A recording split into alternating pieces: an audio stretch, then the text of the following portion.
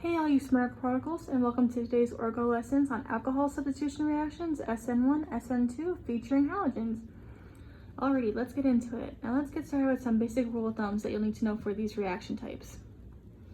So first, when you see a primary carbon attached to the alcohol, it's associated with an Sn2 mechanism.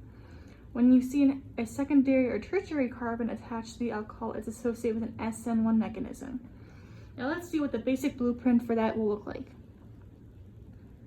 So over here, our R is a representation for our carbon. So we have a carbon directly attached to an OH group. And then we see here on our reaction arrow, it's a hydrogen attached to an unknown halogen. In today's video, we'll be using bromine, chlorine, and iodine.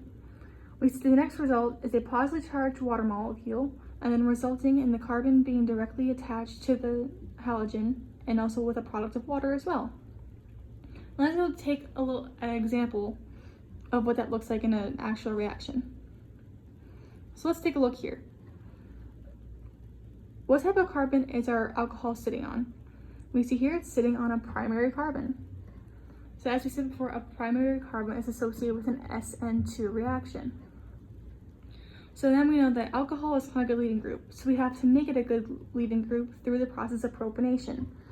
So the oxygen will reach out to that hydrogen, breaking off its bond with that unknown halogen. The ending result will be a positively charged water molecule attached to that carbon chain. So now our free-floating halogen can come in and attack that carbon that our leading group, our good leading group's attached to, now break it off, and the end result will be that halogen taking the place of the leading group on our original carbon chain, and our other product also being water. Now let's take a look at another example.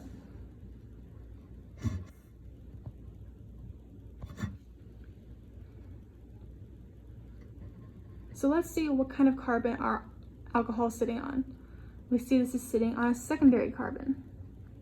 So a secondary carbon is known as an Sn1 reaction. So perfect, we already know what we're doing.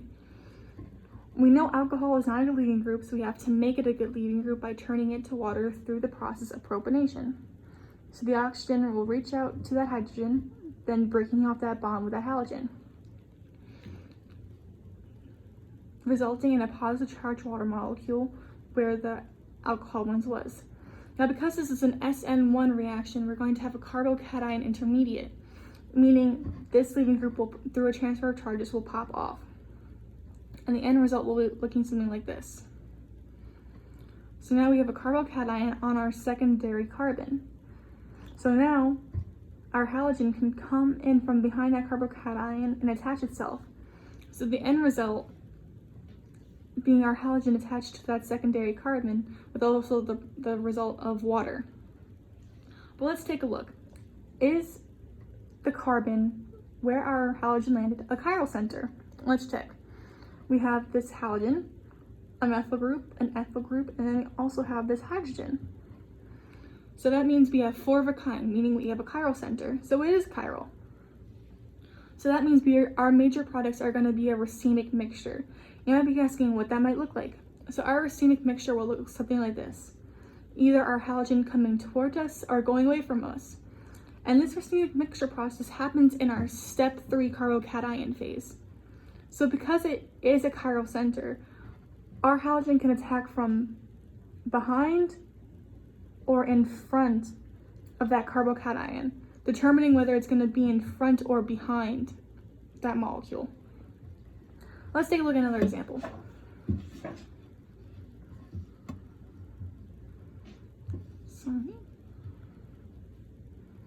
Alright, so what kind of carbon is our alcohol sitting on? You see here, 1, 2, it's attached to 2 other carbons, so it's a secondary carbon, so that means we have an Sn1 reaction. So now we have to make the alcohol a good leading group by the forms of propionation.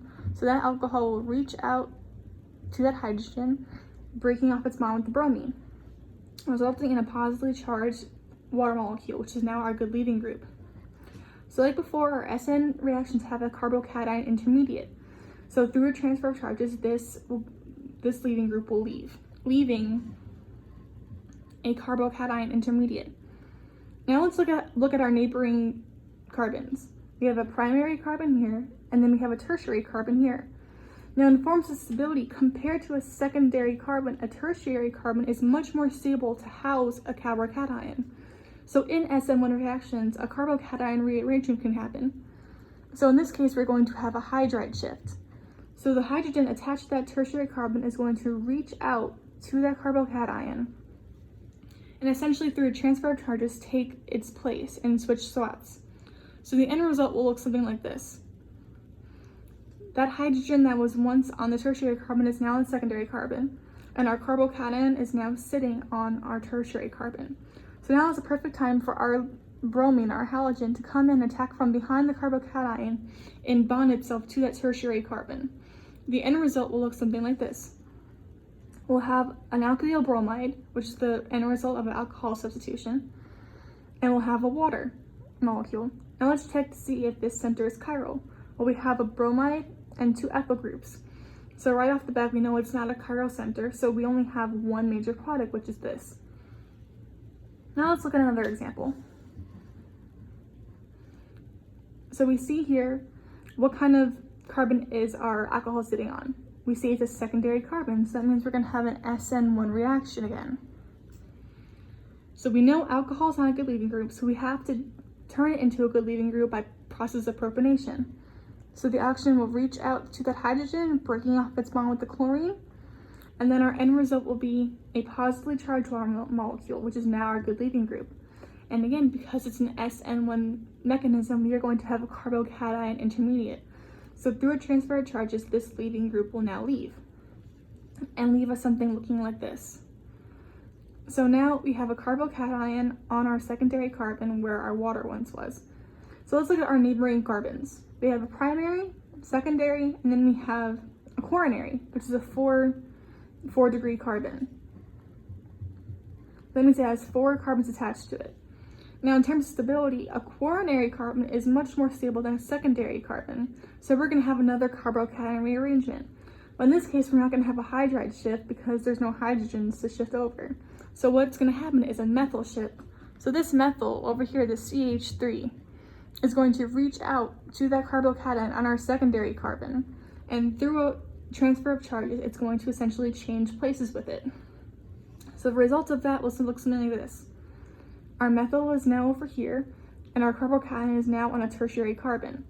So now it's a perfect opportunity for our chlorine to come from behind the carbocation and bond itself to that area, leaving this end result something like this, an alkyl chloride. So now the chlorine's attached here, and we also have a product of water, like usual. So let's see if this is a chiral center. Well, we have our chlorine and 2 methyl groups. So right at the bat, we know it's not a chiral center, and this is our major product. All right, thank you for your time, and I hope this video was helpful, and I hope you have a wonderful day.